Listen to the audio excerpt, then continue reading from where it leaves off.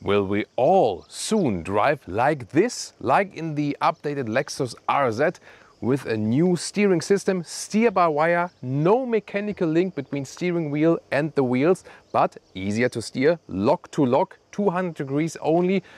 And of course this special new Formula 1 style form. You know, Tesla has introduced the yoke steering wheel first. Soon also Mercedes wants to introduce this steering form and also steer-by-wire. So is it a technology for the future? We're going to compare in driving the RZ with the steer-by-wire system and also with the normal steering wheel.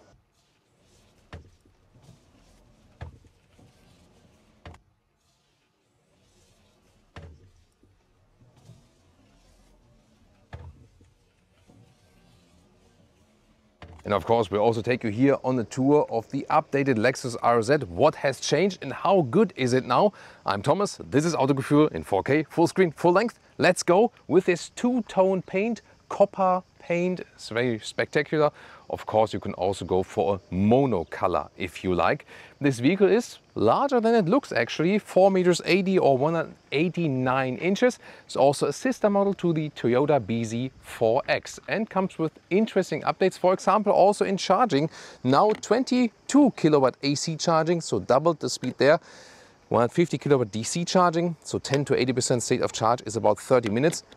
That goes way quicker, with some other competitors. Meanwhile, 18 or 20-inch wheels. These are the bigger 20-inch wheels, also with this aerodynamic styling. They're also standard for the F-Sport version. It's the first time they also offer an F-Sport version for an all-electric vehicle. Of course, you can also go with trims which look a little bit more subtle, so to speak. The RZ itself has a dramatic design and the F-Sport adds the special spoiler here on the top.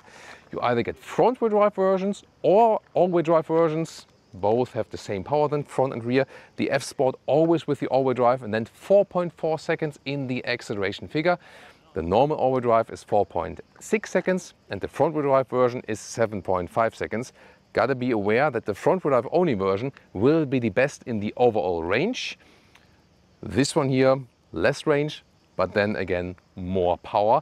And also the very clean design here with the Lexus lettering and the light strip that goes all the way through. This one is the RZ 550e. That's the name. Direct 4 means the all-wheel drive. So this is the name of the top version.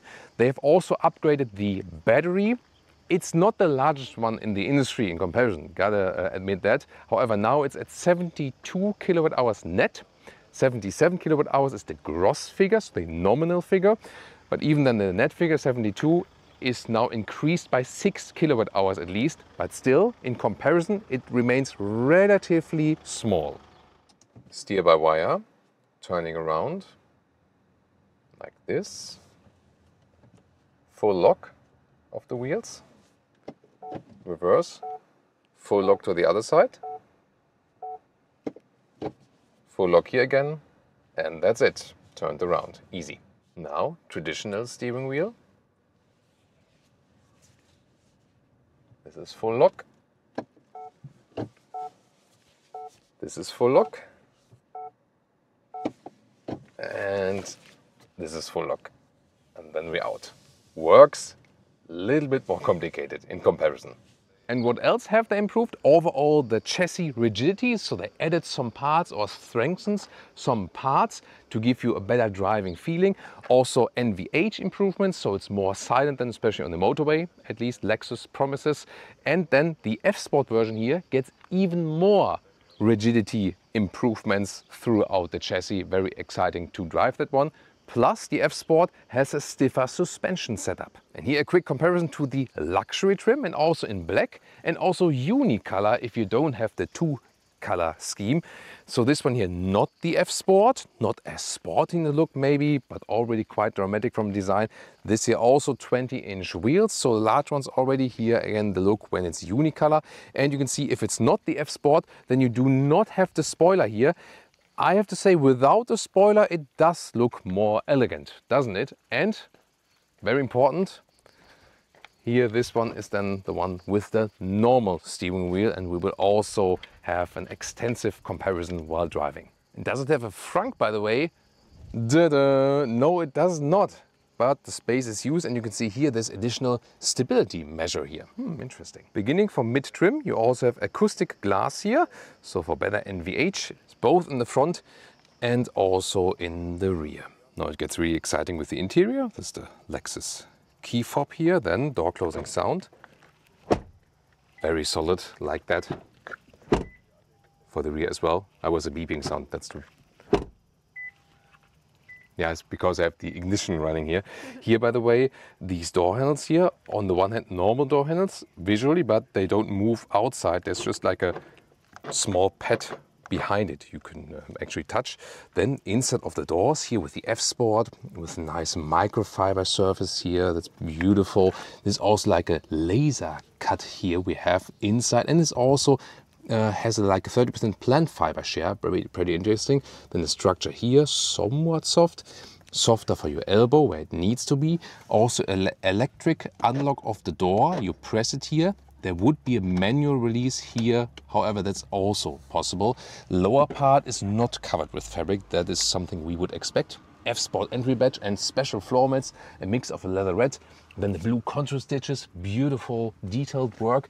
And also look at that, how large this foot pad is, and also with these aluminum pedals, that's pretty cool. And yes, there it is.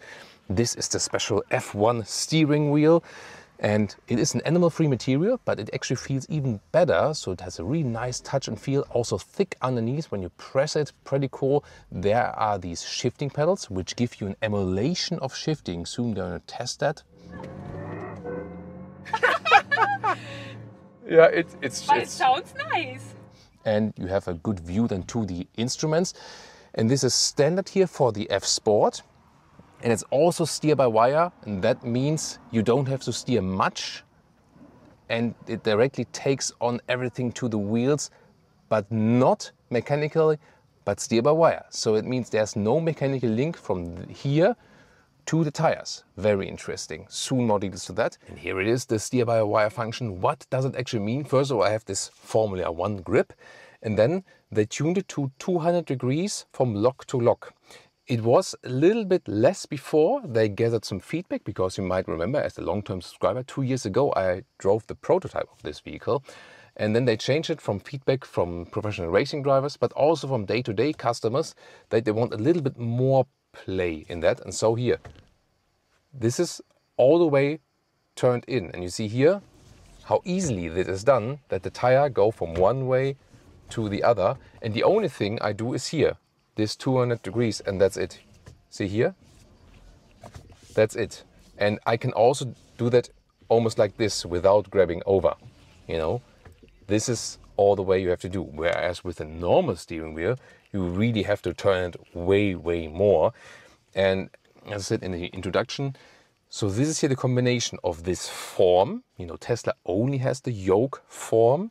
Here they have maybe not the open yoke form, but the closed one, plus steer-by-wire, and this really makes sense in this combination then. If it's better, we'll soon find out in driving it.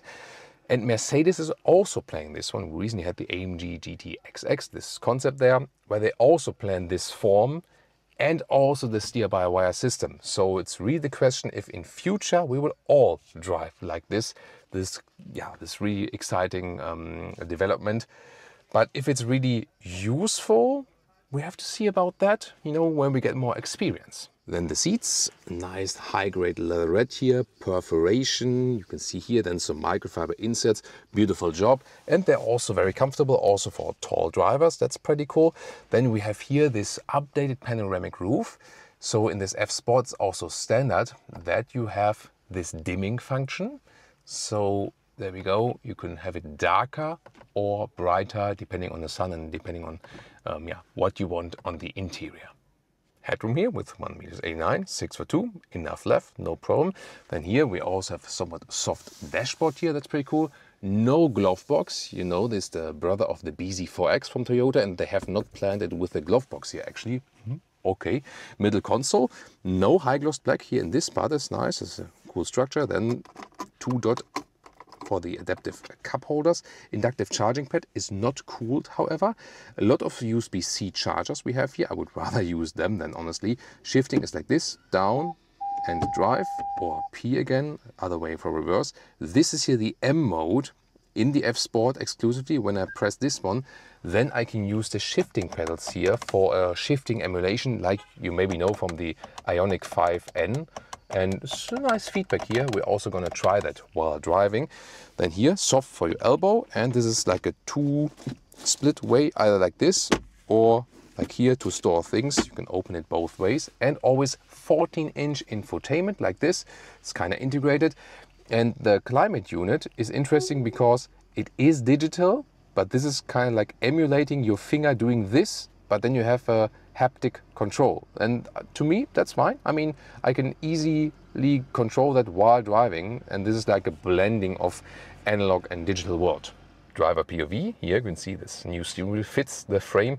Then you also have some controls on the steering wheel, but it's more like capacitive touch feels, not to my liking. At least we have the real jog here for the volume. Then here the digital instruments. They are not that clear to read, but the reason is, I'm not sure if it's the screen or the glass before it looks a little bit blurry, so not very crisp. However, the view to it here, because we have the special steering wheel, that one is better then. And you also get here a head-up display. It's not flickering in real life, by the way. And the main infotainment unit, 14-inch. Here's like where you change the driving modes. And yes, I would recommend to turn off this beeping sound. You can do that actually. Steering wheel heating. Here the seat cooling is available, even pretty cool. Seat heating. And this is then again the climate control. The software itself, in a premium car, you should expect more. Meanwhile here, at least you also get a route planning here now for... and here, very important. Yes, good that Leah found out more about that. This is here to deactivate the speed chime, like this over speed limit EU law. That's good to find out. Yeah, but most of the time I think you say, okay, it's not the best infotainment system, so you just connect your smartphone. Rear seats, first of all, the doors here, nice cover structure, then the beautiful laser cut microfiber here as well. Also soft here, just hardback at the lower doors. Then we have the same high-grade leatherette perforation for the rear seats, Isofix here outsides each. And then here some adaptive cup holders, so a good build quality. You can also adjust the steering angle here, or it's a cargo position. You can sit more upright, it works, but this would be the normal like more laid back position. And here with this panoramic roof, well, it does end here, so it's more like to here, but still 1.89 meters, 6'2", enough headroom, also enough legroom, so there's enough space. Also rather low floor using the EV platform. A real power socket, pretty cool to maybe charge a MacBook or something. Seat heating for the rear seats, 2 USB-C chargers, so you have a good, good luxury features here. And I really love this laser cut microfiber. It's also pretty thick, you know, when you press it and so on. So very comfortable here. I really like the rear experience. Always when you open the trunk here, always see this additional wing in the F-Sport. Then 520 liters, let's check it out. There we go. This easily fits in underneath. And then here the width between the wheel arches is 1.40 meters. It's way wider than here in the front. There's also a real power socket available, for example, though that comes pretty handy. Then underneath here, some more space, for example, also for the charging cables. Actually a lot of space underneath. That's pretty cool. And then here the normal length is it's a little bit less than a meter, or depending on like where it closes here, like about 1.40 meters. That's also pretty cool. And the total length to the front seats as we are driving, it's also pretty cool. 1.85 meters or 73 inches. And then this top cover here, it's a little bit wobbly, but it makes it also, let's say, flexible, and you can also easily store this then. And but it's actually also pretty thick, you know, also for sound deadening from the trunk and so on. And then we can go here for the height of 28 inches or 70 centimeters. And here now as a comparison, the luxury trim. And this one here also has the normal steering wheel. Zoom out of that. First of all, quickly to the seats. These here are the microfiber seats, so the really fine quality, very thick, feels really cool, very soft. And also these here are available in combination with the seat cooling. So microfiber together with seat cooling is also a great combination. And I would say both are extremely comfortable. they feel a little bit more cozy, so to speak. The other ones have the advantage, the leatherette, that you can wipe it cleaner, easier. It's matter of preference. Both are excellent in the comfort. And here also, this steering wheel, also animal-free material, feels really nice. And you can see it's a standard size, standard round, and way more work when turning it around. You can see this is then full lock to full lock. And this is kind of like the normal thing, you know. But now in comparison, after having done it with the steer-by-wire, it feels like so much effort. When it was with steer-by-wire, it's like, and that's it. And here now all the way around to put the wheels from lock to lock. Wow, I mean, you suddenly forget that it's so much work and then you have to turn it around so long. Yeah, that's very interesting. But how will it translate while driving? And now we start driving with easing the car around in the parking lot. Why? Because when we did our shooting here, we always moved the cars back and forth for the best shots for you. This is, by the way, also very annoying, this reverse sound. But I realized when easing the car back and forth here, it's so much easier with this system here, because just like that, it's completely turning in off the wheels. And when I want to move the car, for example, a little bit further to the right, do it like this. Also then here, and if I want to all the way turn in like this, and this goes so much easier. So parking the car in and out and, you know, going back and forth, right and left, is extremely effortless. So that's actually the first pro, definitely.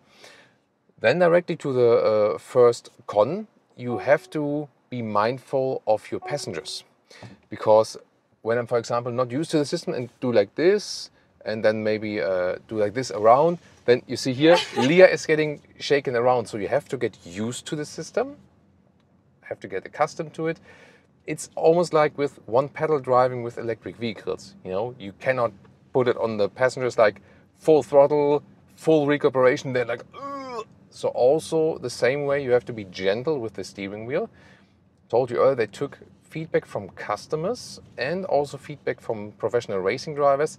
It was too sensitive in the prototype, so they made it a little bit less sensitive, that exactly this doesn't happen. And then when you're gentle on the steering, that's actually fine. But I'm really looking forward also to Leah's feedback today, because we'll soon, after this, hop into the normal steering version. And first of all, what I will prefer, and also what Leah will prefer, actually. This will be super, super interesting. Here when running straight, it has no dead zone. Of course, you know, so you just steer a little and then something is happening. However, it's also speed dependent. That means that when you're, for example, driving faster, it gets kind of like less sensitive, that you don't like oversteer stuff. So that's actually a very clever system. You feel more modern and futuristic when driving this one. It has a kind of intuitive grip and feel to it. You have a safe grip, and you know, the 3 o'clock, 9 o'clock position is usually the best always. Here also a good example here when being in the roundabout. This, by the way, here the turning indicator below the shifting pedal. So that is something you have to get used to, because you might think, it's the shifting pedal I have to use here, right? But it's actually not. It's below that. There's the turning indicator. So pretty cool here in the roundabout, because you don't have to do much then. And I mean, it even works easily with one hand, but of course you don't have to do it.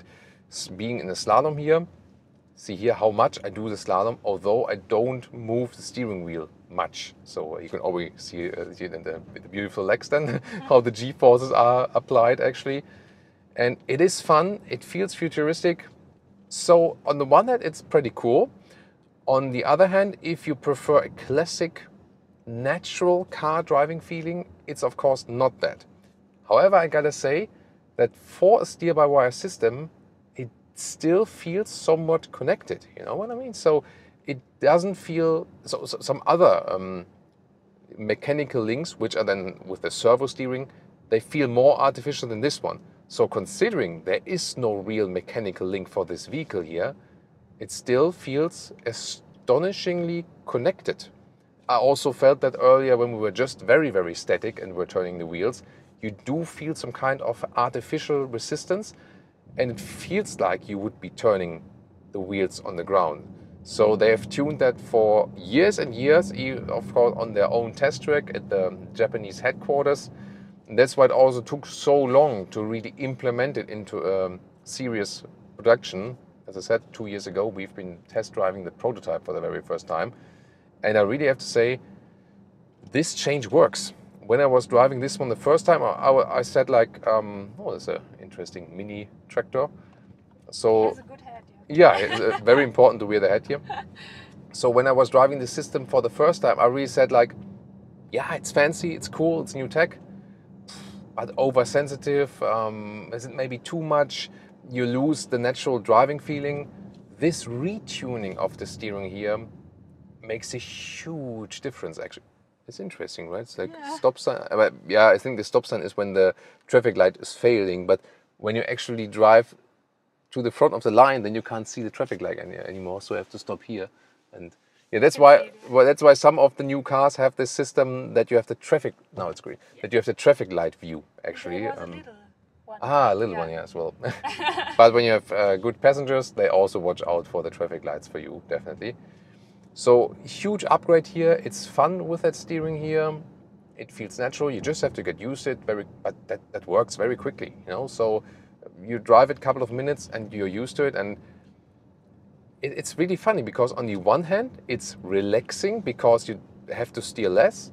On the other hand, it feels more engaging because you immediately feel like a racing driver, but not in the sense of like you have a knife between the teeth and you're like, oh, really have to take this road.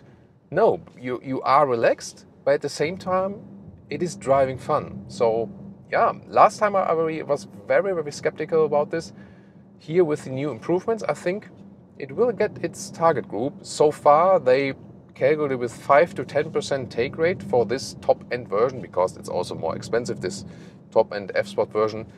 Optional, by the way, this steer-by-wire system for the luxury trim, so you can also get it in the non-F-Sport version, but only optional, and in the F-Sport it's standard. What is your thought so far? Is it now good, they get because the seats are very good. Ah, yeah, they hold you tight. Seats are holding us. Good, yeah. It's good. Seats are holding us tight, and then also when I maybe exaggerated a little bit on the steering, that's actually fine. Then we can also show you some of the acceleration, just like from low speeds. Let's see, we can go into the sport mode. Let this car pass. Then it's actually an old Lexus. That's cool. What a coincidence. Nice one, yeah. we paid this guy to drive this. Yeah. So, we just do some 0 to 50. Yeah, Leah's head is on the head restraint. Let's go. That's it. Woo! Woo! Pretty cool. We also have some sound emulation there. And talking about emulation, now to the second main aspect about this vehicle, manual mode. Ooh, and now we shift ourselves. So that means, for example, when I go here into, I can go 4th gear, for example, now.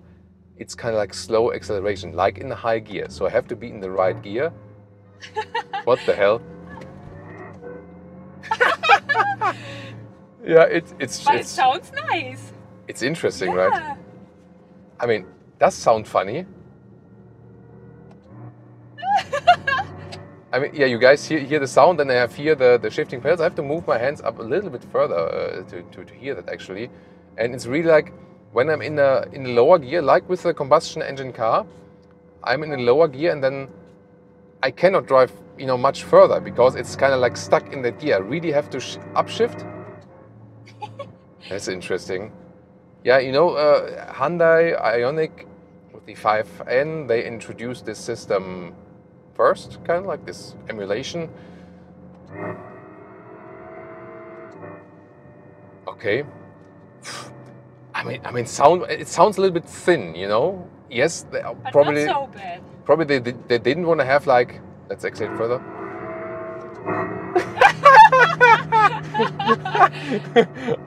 I mean, yeah, it's probably something to show off to your friends or something.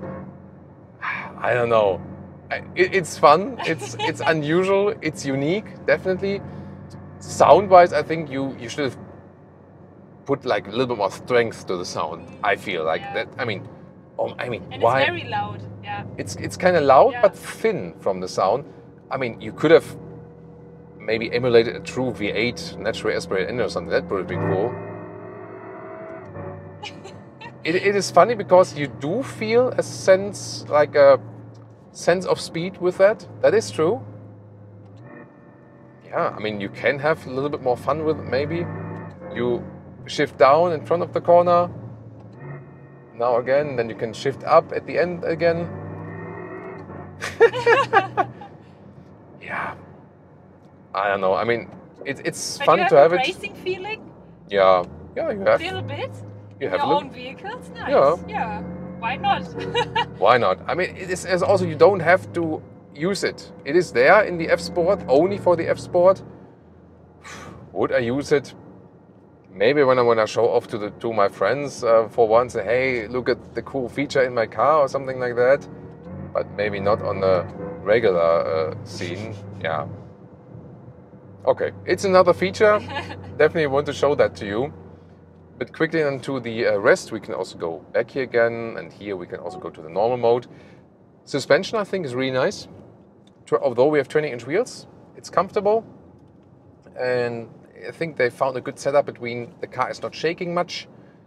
I also feel that although it's a heavy electric vehicle, we don't have this effect of getting sick.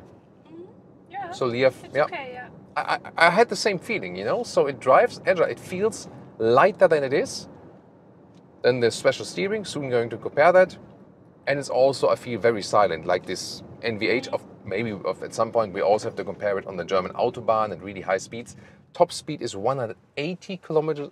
Yeah, sometimes searching for the turning indicator here below the shifting. That's a little bit, yeah, it doesn't come that handy, you know, you're really searching for this one here. So 180 kilometers an hour, 112 miles per hour is the top speed for the all-wheel drive version. Would be 160 kilometers an hour, 100 miles per hour for the front-wheel drive version. So the overall driving feeling of this vehicle here is really, really good. And you also feel that from the sophistication, it's also like one level above the BZ4X, although of course they share the same tech. And now we hop to the normal steering here in the luxury trim, so not the F-Sport. Could get the yoke for this one optionally theoretically, and this one also here with a softer suspension setup. But first of all, to the steering here in the roundabout. I mean, see here in this roundabout, it's not too extreme how I have to steer, but with a little bit more effort. You've seen this preview earlier when you really have this easing around the car in a parking lot situation, or you turn around, make a U-turn, or go back and forth on the road. Then thank you for cleaning this up. Yeah. Yeah, somewhere. Thanks. Sorry. That's good. Yeah, back to the car. Oh, these guys are driving quite quickly. So, I mean, you on the one hand have the just normal feeling to this vehicle, right? And that's not a bad thing. So it's absolutely fine to buy this and to drive this with a normal steering. It doesn't have a dead zone area. So here small commands are directly transported to the road. It feels also very natural, the overall steering. So I like this steering. It's also a nice form to it. Here the shifting pedals are, by the way, then the recuperation. So I can have like very strong recuperation by this then here when I turn these. Pulling on this on the right side then is less recuperation and more rolling. And they also feel pretty good feedback.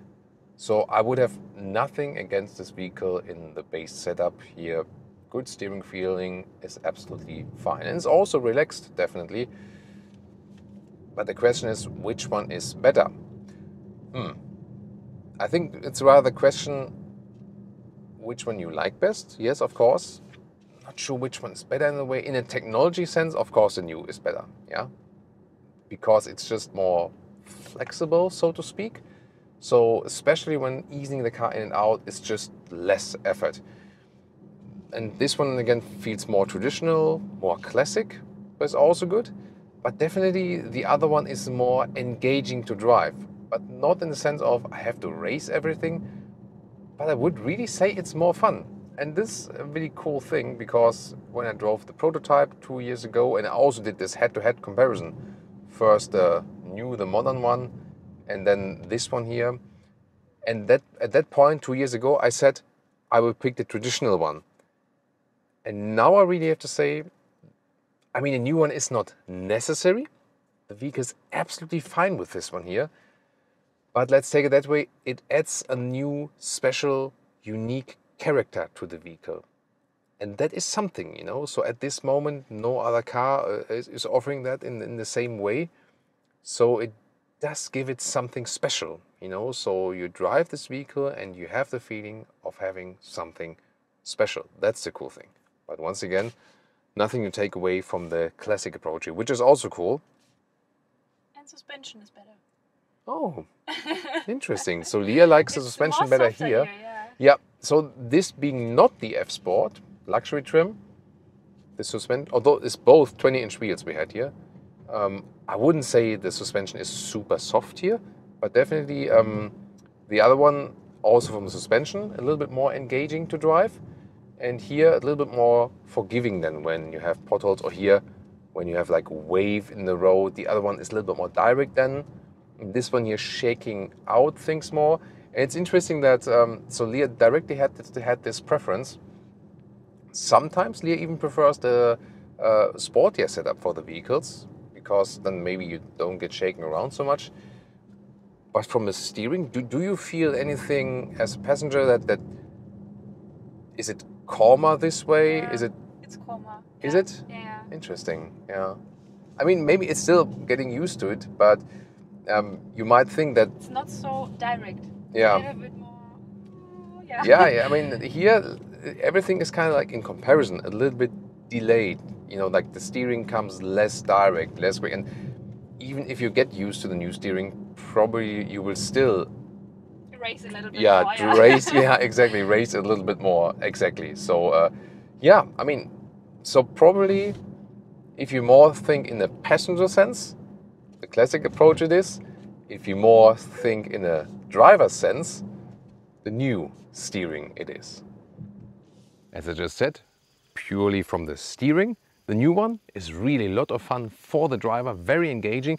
At the same time, it doesn't feel that unnatural, although it is unnatural, you know, without a real steering link and so on. But the normal version with the classic setup is also fine. They both ride very, very well. Matter of preference, the technology side, the driver focus side, or more the classic or the more comfortable side. It feels really sophisticated, this car. This is definitely on the pro side. What is on the con side? Everything infotainment instrument wise, already a little bit outdated. Charging should be quicker. The DC charging, AC charging is now quicker definitely with this 11 to then now 22 kilowatt upgrade, but DC charging should be quicker. And of course, considering the size of this vehicle and the range you might expect, yeah, then the battery is not big enough. It should get a bigger battery. They have increased range and efficiency, but for most versions it will still be around 400 kilometers or 250 miles. We could not do a concise range and consumption test today. The environment did not really allow it. We would need to go like motorway, 130 kilometers an hour cruise control or 120 kilometers an hour cruise control, and then give you an update on that. If you're interested in that, feel free to ask in the comments, and we can maybe do that again at a later stage. The all-wheel drive version will, depending on how you use it, maybe even have a little bit less range than the front-wheel drive version, maybe a little bit more. So always depending on the weather conditions. When it's really hot, like here, then it's usually fine for the EVs, because even if you put the AC to the max, it doesn't do so much consumption, and then it's rather bad when it's really, really cold. But even, at least they did the update there, when you go DC charging in winter times, even at minus 10 degrees Celsius, then it's still that 30 minutes from 10 to 80% state of charge, at least that, before they had a problem with that. And last but not least, the pricing, you'll end up somewhat between, with the German's reference price, like 60 to 80,000 euros, front wheel drive, low trim, all-wheel drive, high trim, and so on. So this is like the, you know, the rough spectrum, so to speak. And then again, the problem is, for that price, this small battery in comparison, that is of course a problem of this vehicle. Then again, you have a very unique offering and these typical Lexus interior features. I really love the interior build quality, for example. And of course, this F-Sport version with the new special steering technology does give you still a very unique offering on the market. And now check out the brother, the BZ4X. or some of the competitors.